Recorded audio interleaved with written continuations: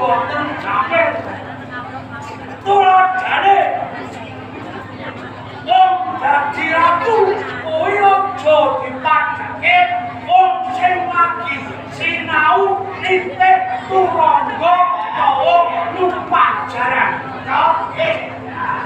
yen wong sing lagi sinau numpak jaran yen tiba saka wangkeaning turangga sing ngrasake lara niku awake dhewe mboten wong liya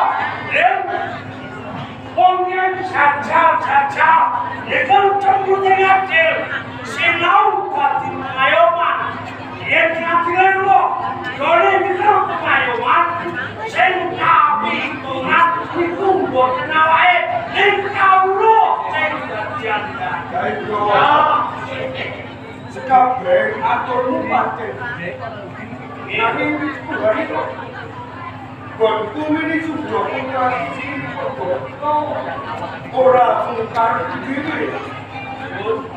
Nanging pasal jane kape corona ya popo. Ora bos. Penjenengan entuk pasaru jari.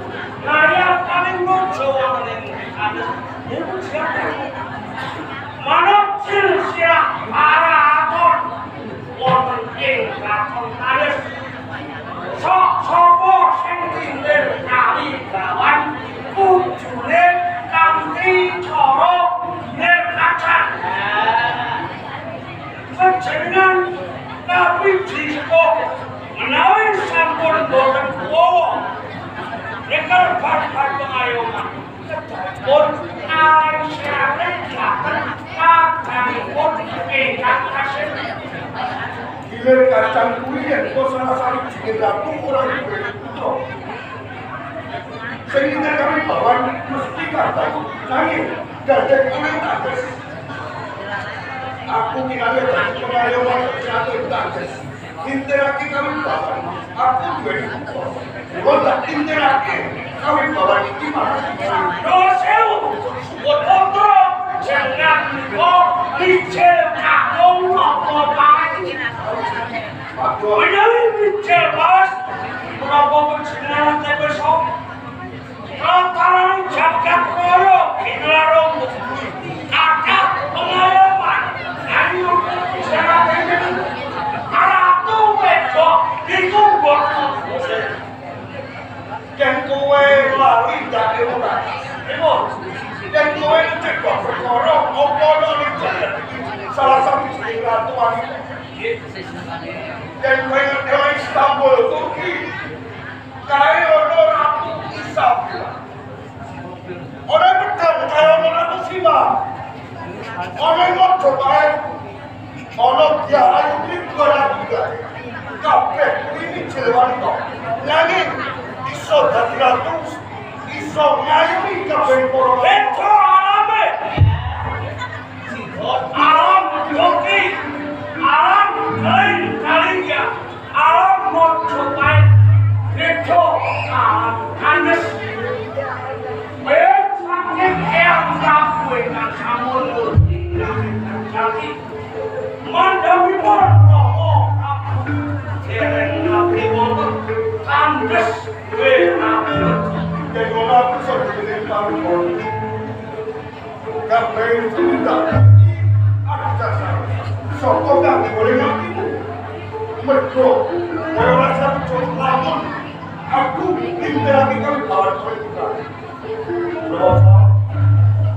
salah kita ramu por Orang kandes sama pengayoman pangkoso tunggal menawi wonten kahanan ingkang kabisya kula hormati Rama Prabu Yosek sapunika pangkoso tunggal wonten ing kahanan menawi papan Gorawangsa boten nyaruji Wiyadosa jumeneng ratu wonten ing kraton Kos. Kok ikut badhe pawasa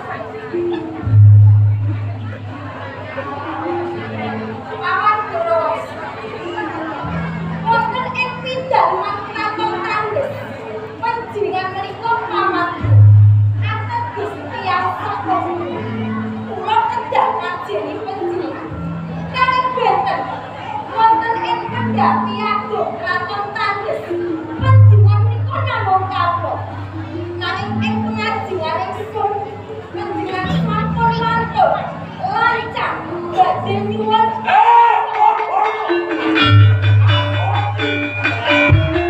Aku ngerti yen kowe dianggap serap. Kowe jadi kowe.